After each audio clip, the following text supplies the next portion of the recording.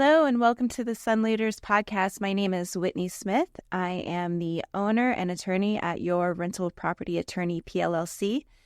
It is a law firm that specializes in helping landlords run their rental property businesses.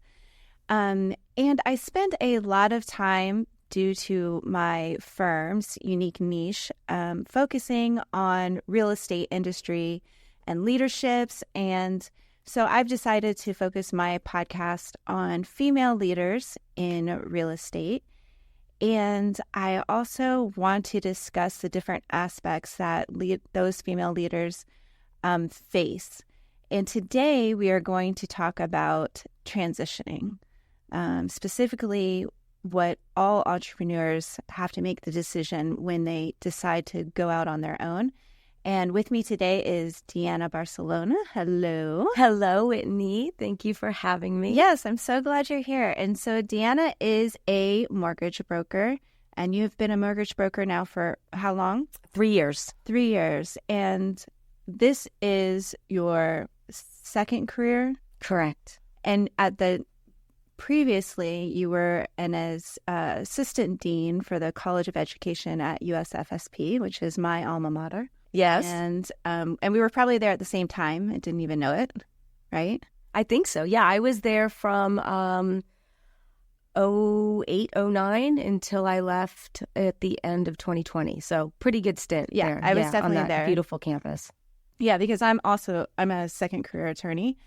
So I graduated my undergrad 2013 from USFSP, and I love that school. It's a great campus, and it was a beautiful time while I was there. Yeah, it's a gorgeous, gorgeous campus. I had so much fun. I kind of lived out my 20s and my 30s while I was in my 30s. I have good fond memories of it there, too. And my daughter actually just started summer B classes there a couple weeks ago. Nice. So that's a total trip to see her on that campus. Nice. Where she partly grew up. Yeah, because you probably brought her of to course, work, yeah. right? Yeah, she knows her way around. Yeah, but so at some point in your life, you decided to make the leap from a stable paycheck, and probably, a stable life altogether to the world of entrepreneurship. Yes, that is true and insane. I'll back up to baby Deanna, not baby Deanna, but my aspirations as a kid were to be a part of academia. I was fascinated by higher education.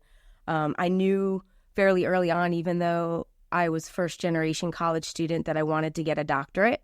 I had a lot of mentors along the way, and it took me many years, as it does for people with terminal degrees, as you know, to get to that point of completing a PhD. It took me 14 years. Mm-hmm. And so when you go that far into investing your time and energy into, that much education, you typically stay. The track for an academic is typically you're in school forever, then you become part of the university and you like die on that campus. Right. And that's what I thought was going to happen. And I started at USF St. Pete. It was my very first real job after graduate school. And that's where I stayed until I changed careers. How long were you there? I just did the year, so we can do the math. I don't know, 16 years. Oh, 16 years. Yeah, okay. So I really felt like I grew up with that campus, as you know, as being a part of it. There was a lot of growth from USF St. Pete being like a sleepy little branch campus of the mothership in Tampa to a real kind of university, right? In its own, with residence halls and dining and everything that some sports. A real university has. So I watched that, and I was a part of that in various roles. I started in academic advising, and then I was teaching along the way. I was always the professor for the freshman seminar. And when I left, I was a few years into a stint as assistant dean, like you said, within the College of Education, which is one of 3 colleges on that campus. So I had made my way up, to kind of, higher ed administration ranks. And it was a sort of middle management position where I was overseeing faculty and enrollment and students, and then dealing with higher leadership. Mm-hmm. And it was cool. I learned a lot. It was a true leadership role, and it taught me a ton. It's toughened me up. Right. But because how many people as assistant dean, you managed quite a few people then. Yeah, we were, a very small undergrad population of a few hundred students, another maybe few hundred graduates, and then 30 faculty members, right? Adjuncts. Yeah, that's quite a small staff position. So yeah, and it was good. But I got to the point where I was working my booty off, a lot of stress, and as you know, in education, the salaries are not the best. So I was at $80,000 plus a couple stipends. I was maybe just barely cutting the surface of six figures at the age of 47 with a PhD. Right. And I didn't want to go any further up responsibility-wise. My kids were at a point where I wanted to spend, time with them in their last few years of teenager into adulthood. Right. And I liken it to like a shitty relationship. I just was over it. Right. And I was like, I want out, like I'm tired of this. And like any relationship in life, whether that's, yeah, it's run personal, its course. It's no longer serving me. And I was not me. It's not you. It's me. It's not you, USF. You are beautiful. It's me. And you were beautiful. And it was a good run. So I started to think through ways to exit, which was really, really difficult because I told you about my childhood dreams of being a doctor and being called doctor. That was my identity. Right. And so it was like, okay, if I'm not going to be at USF St. Pete, like most academics, you're relegated to the other universities in your area if you're not willing to move. And I'm not stuck in St. Pete, choosing to stay in this city, which I love tremendously, and where both of my kids were being raised. So it was like, okay, St. Pete College, an online university. And I did explore those options.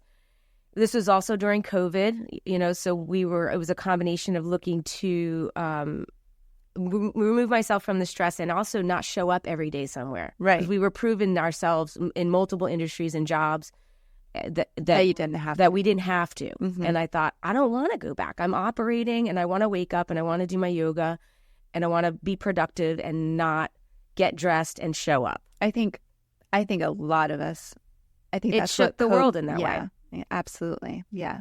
So it was and thank goodness. I mean, there's a lot of bad that came from it, but there is good. I think we're healthier and more balanced because of it. Those of us who were able to transition to working remotely. Right. And I wanted that, in the next few years to be able to bump around as the kids were no longer needing me physically present. Right. So I want to be able to, and there were options of having that in higher ed, but it just didn't play out. And I tried for probably a year, applied for the regional vice chancellor of St. Pete College. But these were all, again, high level kind of gigs. And I was at the gym one day and working out with this guy, and he was a loan officer, and he planted the seed, and he was like, you could do this, because it's like, he said, quote unquote, easy. This ended up being a huge learning curve. But he, in terms of just taking the test and being a free agent and making money in a scalable way, you can hustle and make a ton of money, or you could take it down and do the minimum. Right. But it's a 180 from academia. And so you're selling. That was the fear, right? And I thought, you're fucking crazy. I have a PhD. I'm not going to become a loan officer. And that sounds sleazy. I was all caught up and proud of what I did. Right. But he planted the seed, and I started thinking, and I was like, oh, well, maybe I'll just look into it because I'm an exploratory person. And I took the test. I studied for the exam, and I passed it. Still didn't know what the hell I was doing. I feel like I'm just now 3 years in over the fire hose of knowledge and newness, completely overwhelming, trying to understand the new. Yeah. Right. So So from what I hear, it's freedom is really what pushed you over the edge, which I think I relate to. Before I went to law school, I worked for myself, and I worked for myself for 10 years. I had my own business, but I was in school the whole time because I didn't like the business that I was in. I didn't want to do that for the rest of my life. And I was a dog groomer. So it's That's right. physical labor, and it's it's taxing and it's a lot and it's weekends. I missed every Saturday of my kids growing up, and they had football games. I missed every football game. I saw practices, so it's like the same as you. Now I saw the end of my kids, like they're approaching their teenage years. It's like I didn't want to waste any more time on weekends, even though I was working for myself, and then went into school and then eventually figured out to be an attorney. Life kind of leads you there, and made that transition from dog groomer to attorney. But I went into a law firm to practice first because I didn't know what I was doing. But you like jumped. It's a sim story. Yeah, you jumped right in. And then, and then at some point from working from that firm, I'm like, I make a great employee because I never want to be the bad employee, right? Like we used to call them gunners in law school. I'm not a gunner, but I just don't want to be the bad example or the bad team member. Sure. But Same, I hate having a boss. I hate being told what to do. For being an attorney, I hate rules. I don't like them for me. I like them for other people. I could not agree more. And I have that in my nature as well. Didn't we say that we're both Aries? We are both Aries. Yeah, very classic trait of Aries. I don't want to don't tell me what to do. Yeah, right. That was part of the attraction to academia. It was you're kind of a free agent, but until you get into it, administration and management. Yeah. So you're like, okay, let me get my feet wet. Let me just see if the option is available. So you take the test, and lo and behold, the option is available because you passed the test. Right. Which is no surprise, right? I studied hard. Right. I'm a good studier. Right. Clearly. Years of practice. One of my strengths, yeah. I was like, if I don't get this, I am going to be really embarrassed. But so then what?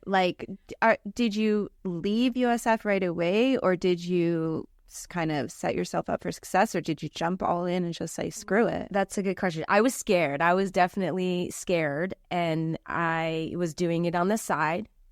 And that time, if anyone knows following the mortgage industry, was a really good time. Rates were super low. We were doing a ton of refinancing. And I have a very large network in St. Petersburg, and I kind of swept through my crews, and I did refinances for everybody, made a ton of money. Again, like that relationship, I was like, I got some money, I'm out. Right. Right. Like, free F you money. See you later. Yeah. And so it wasn't easy, but the volume was there, and I was muddling through and making enough money, and it was cool because I had, as a result, a lot of my friends built pools and back houses. We're partying in these houses to this day that were all renovated because of me being you want to cash out finance and build something. I did it to myself. I built a pool myself. So it was on the side, it was seemingly going really well. But you still had a safety net. I was not willing to jump ship and leave that salary, awesome benefits, state gig. I mean, it's as safe as you get, right? State employee. Mm-hmm. And then, the company I was working with at that time, Gold Star Financial, started wooing me, and they finally made an offer of giving me a small, because loan officers are typically 100% commission. Okay. So that was scary. So I'm I'm not going from this to zero, and then every bit of my income is based on commission. That was very, very frightening. Right. Plus, to remind the audience, it's not just you have children. I'm single head of household. Right. That's what keeps me up at night. Of course. Yeah, right. Yeah, of course. Yeah. So they very kindly offered me a small salary and to do processing, which is kind of not the secretarial part of loan origination, but the part where you kind of do the documents and check off the boxes. And so I said, I contemplated, it wasn't an immediate yes, but I thought it's a small base, so it's a little bit of a comfort zone. Mm-hmm. I can hustle commission on top. And my thinking was being a processor would teach me. I would learn more. I would become a better loan officer eventually. Right. With the idea that I would get to a point that I'd feel comfortable enough without the small processing gig and eliminate that from and focus on loan origination, getting deals. And then the year after sucked. It was a horrible year for the industry. Rates shot up, volume was down, purchases were down. But at this point, you said goodbye. And I said goodbye. Yeah. And my friends are like, you can always go back, right, Dee? I'm like, not the way I left, I don't think. So that was a hard year. Probably one of the hardest years of my adult life. Yeah. And did you have a team to support you while you were? Yeah, I was working for a very, very small mom and pop shop, literally a husband and wife team that was a branch of Gold Star Financial, and they are a direct lender out of Ann Arbor, Michigan. So yeah, I felt very supported by them, and it was nothing against Gold Star that I switched in November of last year to be with the company I'm with now. It was just about, again, freedom. There's the underlying thing. Going from being, a direct lender with a company to a broker, which is in many industries, the broker means you're, a free agent. Right. You're brokering deals. I'm representing my clients to multiple lenders. Right. And that just jived with me more. And I've been really happy and increasingly successful, for a combination of things. I don't think it was just switching companies. Right. So let's go to that hard year. Let's go back to it because so similar. I made the decision probably in January of 2023, like the solid decision. I was still at my old firm, but I made the solid decision, like, this is not the place for me. I don't want to be here. I want to be I want my own. It was a very traditional law firm, super traditional, like paper. Yeah, like they printed paper. The firm. Yeah, like you had to be in the office, from 9 to 5. And because I was the attorney, I was expected to be there later. Looking sharp? No, like 9 to 8, like, because that's what attorneys do. Doesn't have to be that way, but that was the mindset, which is what lots of traditional attorneys feel like. You have to bill. It was billable hours. Like you have to bill 1,500. I had really easy billable hours at that law firm, thank goodness. But a lot of attorneys are like $1,500 to $2,500 hours a year, which is a lot. Yeah, I just everything about it.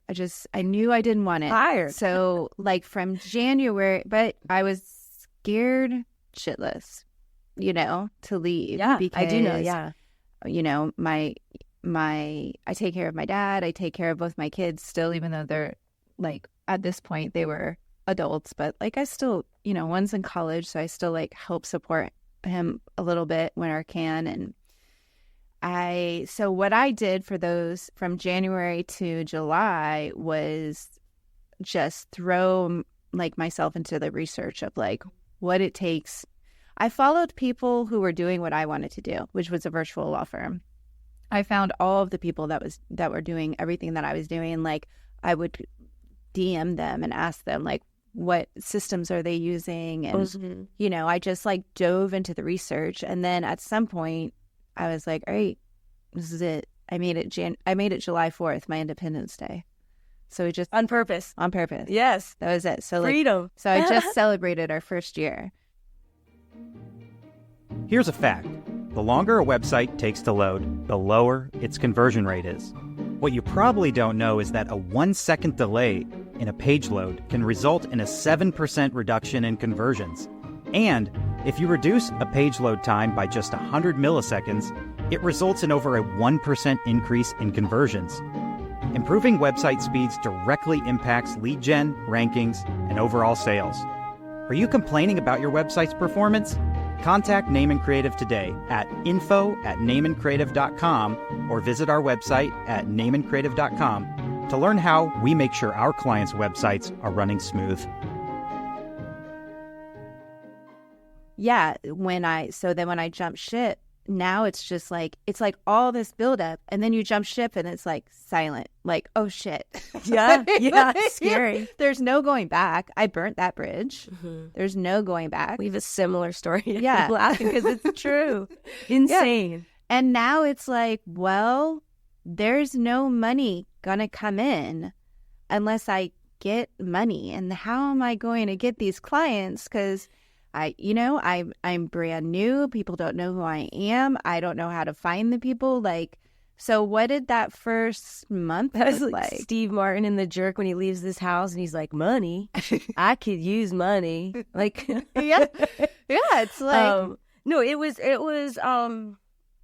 I'm a very positive person. I consider myself a strong person. You know, I have a good growth mindset, all of that stuff. But that year broke me still down. What did it look like? What does that look like? It was just financially, that was it. I mean, everything else was going, you know, great in my life, and that's what buoyed me. You know, I'll take financial problems over a lot of other shit any day. Oh, really? You know, like I would rather be, which I hadn't been in a long time. I mean, I grew up, you know, middle class, poor, like, but in good place. You know, there was we never wanted for anything. You know, I got through my 20s okay. I was married to big money for 10 years, so I've lived like, you know, large, right? But I know how to be resourceful and poor, right? And I would rather have that problem than like health or you know, like that's what I mean. Yeah. I'd rather have a financial issue in my life than my kids have an issue or I mean, it sucked, but it was like of all the problems you can have in life, I'm like, I'll take this one for a year. Well, that is a health. I mean, that's actually really strong, like healthy mindset, and it's hard to do. Like I'm tired of it. Yeah. Easy. It's really it's really easy to just be like, it's the fear, I think, for me. Like the fear can be overwhelming sometimes. Can paralyze you. Yeah. And then you just feel like, what do you do? You know, like literally, what do you do? But you're right. With a financial problem, there's always like, you always get a part-time job if you had to. Right. Yes. And there was some of that. There was a very small stint, you know, doing hourly retail. And I was like, I can't do this. I'm not, you know, I need to focus. But there were options in my mind, like, the what if scenarios. I had a lot of support where, you know, my friends, I mean, my kids realized it was a rough year. They pulled back. They weren't on me as much, you know what I mean? My friends were silently, I can see in ways that like make me almost tear up right now, supporting me. Like they didn't have to invite me to dinner, my neighbors, they know, you know what I mean? Like, like, Dee, come over for dinner. They knew what they were doing. Or like a silent, I got this tab when we're out. I'm tearing up thinking about that. So the support that I had was tremendous. Yeah. But that, like, your emotion right now shows like how really hard it is. It really is hard. And you don't want to be like a crybaby because that's not going to get you clients. You know what I'm saying? Like you can't really outwardly say like, I am although I did. I cried like a baby, but I wasn't like, woe is me on Facebook. That's not my jam either, you know, but I cried. And you can't be that way, right? Like you can't, you kind of have to put on, not a facade, but you kind of do have to be like, things are great. Things are going, you know, like because you want to attract people. Right. I'm a big like believer. It's a silent suffer almost. Not that it's a suffering, but you know what I'm saying? Yeah. It can be. It can feel that way. So it's nice that so did you have, that's a really important topic to bring up too, because we do on this podcast deal with female leaders, and as females we have children that a lot of times you know, the moms are the caretakers now, and sole caretakers take caretakers. Mm-hmm.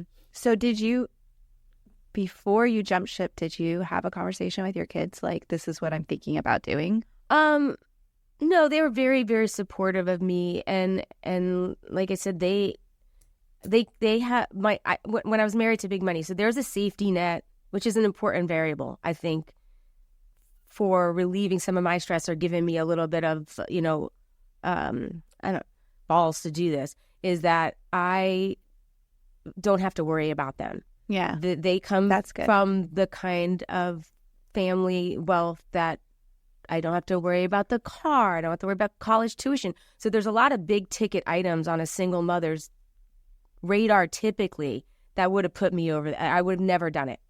I just thought I know I can always take care of myself. I know I can always pay my mortgage, right? Right. With the relief of knowing if I needed anything related to my children, I could probably get it. Right. That's good. So, you know, that was a little bit of a safety net. And then, like, you know, if you're focusing on women, I mean, the infrastructure of women friendships and girl crews is tremendous. Yep. Absolutely. Yep. Like, yeah. You got to have you have to have and your it's besties. Funny because they supported me that whole year, like, go Dee, you know. And then as soon as I started to like finally get out of the muck a little bit in the past few months, there was like, you know, they could tell I was feeling a little more strong and secure, And it went from like, you got this, to like, what the fuck were you thinking, leaving a job at the university? You know, like, then the truth came out. Like, we were like, what are you doing? Right. Right. But they didn't say that when I was down in the dumps. Right. Thank goodness. They were there to support me. Right. You got this. Right. Yeah. And it's getting better, and I wake up every day and I put in an honest day's work and stay positive, like you said. Yeah. So in the beginning, what did it look like your day? Was it a lot of, because you didn't have clients really? Well, you had a few that you had been refinancing, like did refinances for. So you had some type of reputation already. Yeah. Once I got beyond, utilizing my existing reputation and network, I tried to expand that network. I wasn't very good at sales at first. I'm still not. It doesn't just come to my mind right away. Like, I will have regret of, say, like, I was just on a flight. I talked to like 3 people that day, and I'm like, why didn't you tell them what you do? Like, it's just not in my nature to be like, almost, do you need a mortgage? So I need to get better at that. And it was a lot of downtime. So I've focused on learning, because I think that's smart. Like you said, the same thing. You want to, if you have downtime, knowledge is power, power is confidence, that whole thing. So there's a lot of studying, but I wasn't doing enough sales. Like, I wasn't building business, and that's what I've gotten better at doing. And then with volume, of course, you have experience, because with practice and deals, you learn. Right. Extremely frustrating for someone who was used to being the institutional knowledge and the go-to and the answer and moving fast because I knew what I was doing. Right. To like, you want to frustrate me? Like, put something in I like to move fast. I like to be efficient. I want to be like, the go-to person. And when someone asks you a question in a quick text, and I'm like, I don't know. Right. Like, I gotta Google. I gotta ask someone. Right. And the clock is ticking, and I'm sure that person has no idea. But the angst on my end was like, I have to give this answer, and I have to give it correctly, and I have to give it quickly. Right. Speed is the name of the game today, Right. So that was very frustrating.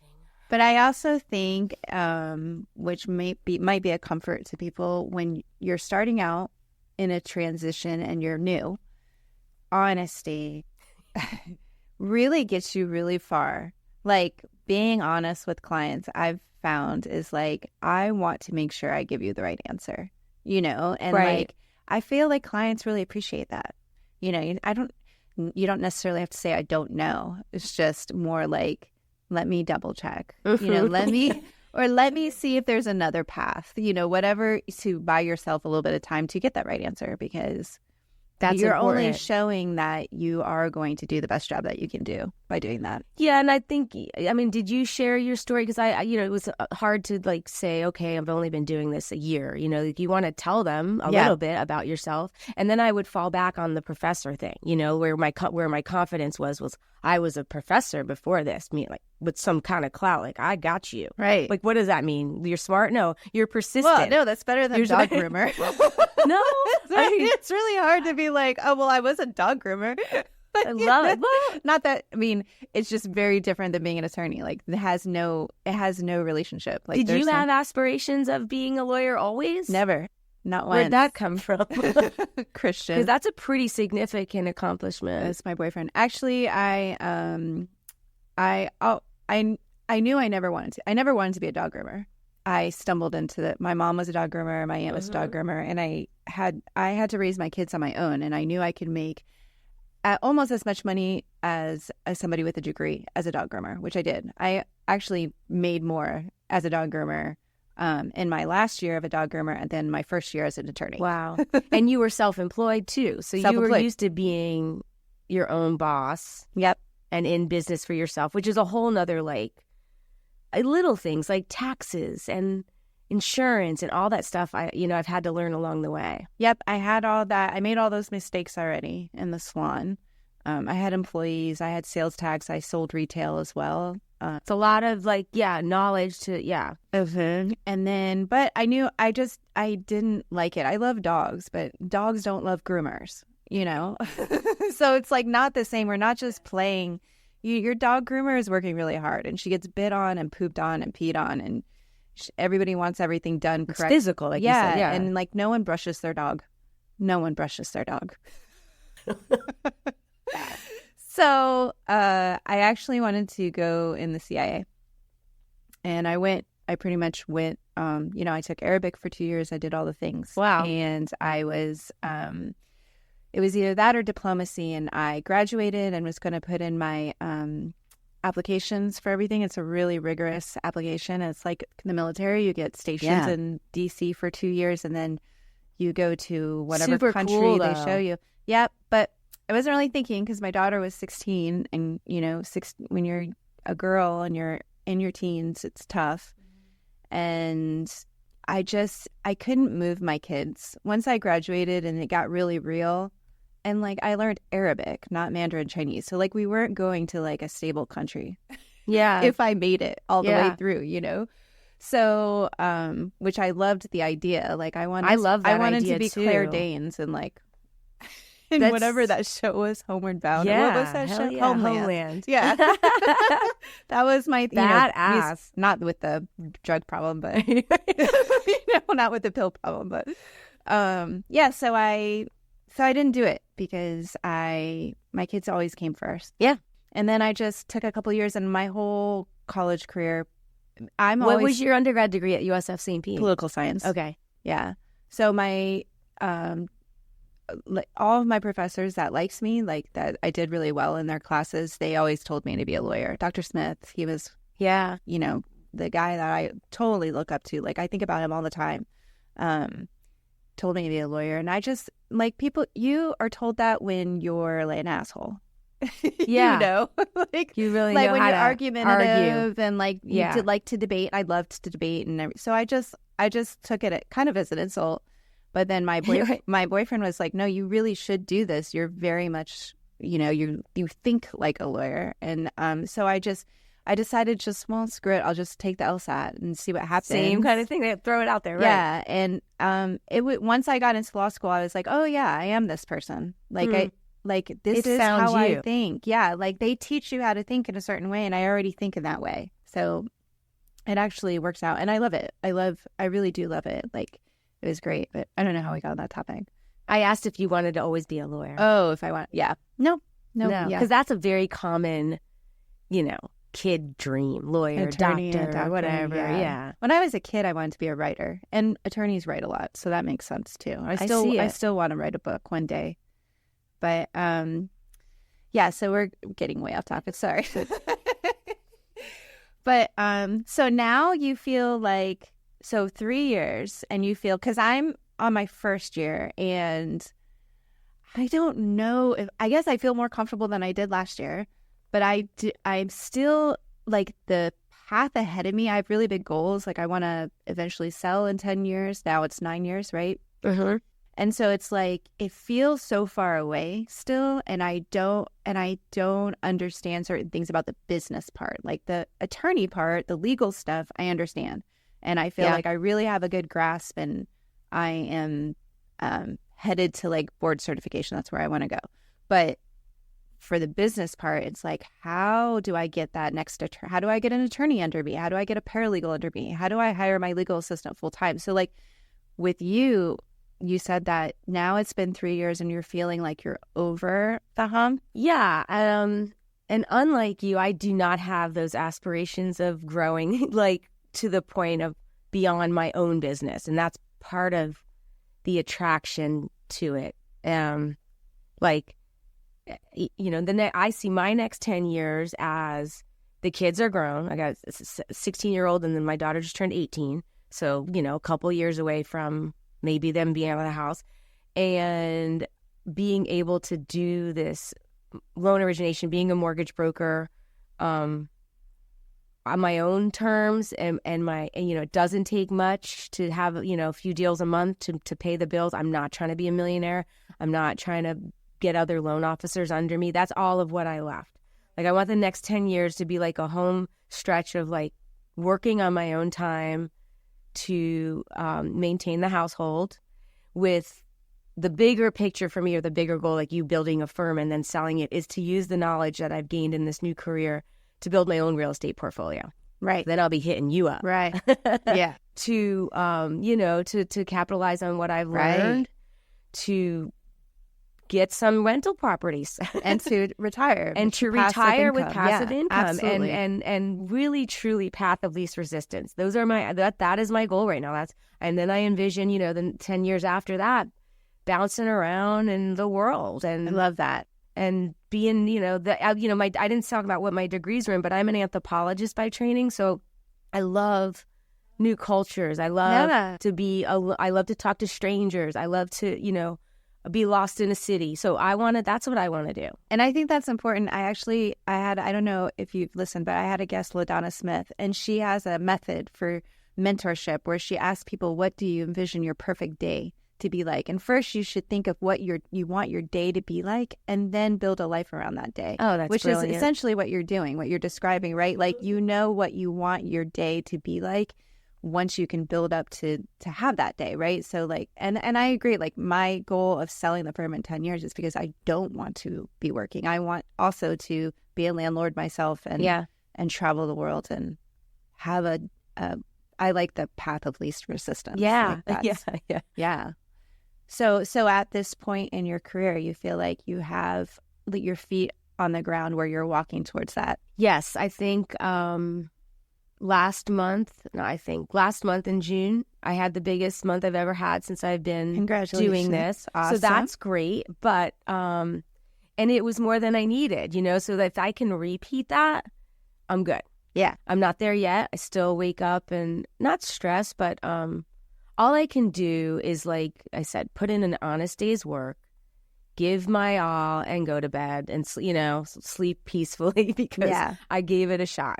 Yeah. And I think it's important, too, to realize that this entrepreneurship is a roller coaster. It's an up and down thing. And the most important thing is that it will level out. You have to remember it will level out. I've had to get used to that. Yeah. Like, and it's I'm not a big spender. Swings. It's like the overall arch of it, Yeah, I feel like I'm getting there. I'm in a good place with who I'm working with and for, another female. Awesome. She's awesome. And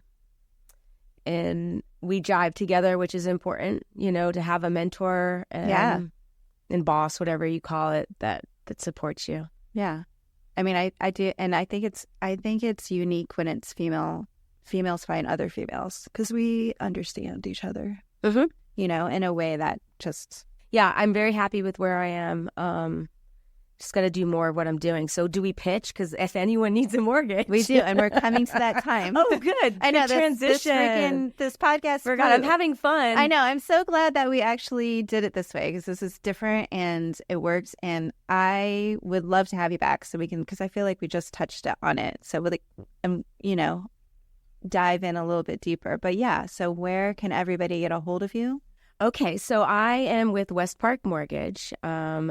I can be reached at 813-368-9093. If you Google my name, Deanna Barcelona. Barcelona is an easy last name to remember, just like the city. Mm-hmm. And as a broker, and I know people, you have multiple options when you go to get a mortgage, but brokers have multiple lenders, and so essentially we have access to pretty much anything. So is someone looking for a first-time homebuyer program, down payment assistance, pre-approval to buy a house, which is in line with that, but with a little extra hand-holding, investor products, right? Bank statement, things for people who are self-employed. You might be talking to a lot of those people.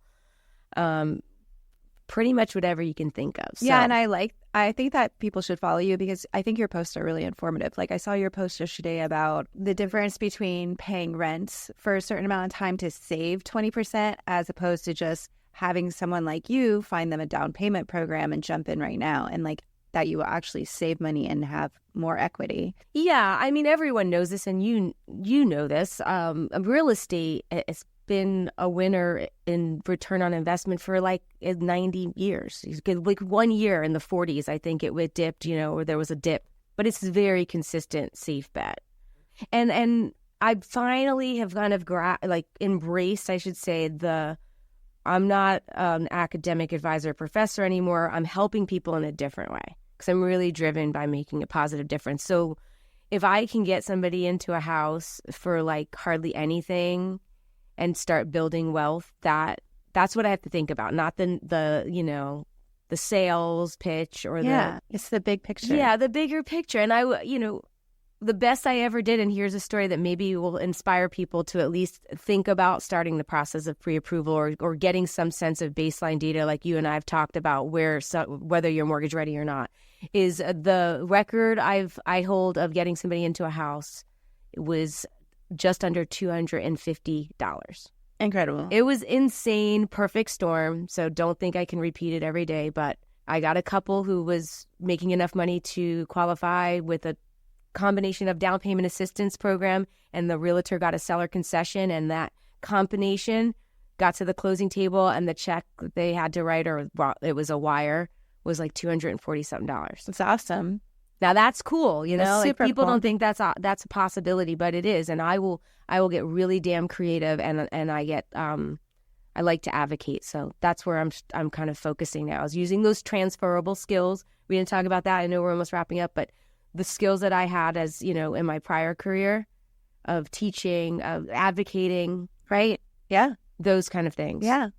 And the finished product is someone's home, like their heart, Yeah. And that has to feel so satisfying. Learn to have to focus on that, because I get caught up in like the numbers and the process. And my mentor reminded me recently, you not that you want to tug at heartstrings, but you really need, like you said, keep the big picture. Yeah, it's important. It's the what house. you're doing is important. The home ownership is especially a beautiful experience. Nowadays, because absolutely there's so many developers and out-of-state developers and out-of-state investors that are buying our properties. Yeah, they are. And here They're you snapping are. them up and you're taking them away from give, a first-time home buyer, resident, Florida resident. Right. Yeah. And you're able to kind of reverse that a little bit, do your part in helping the community. I think that's amazing.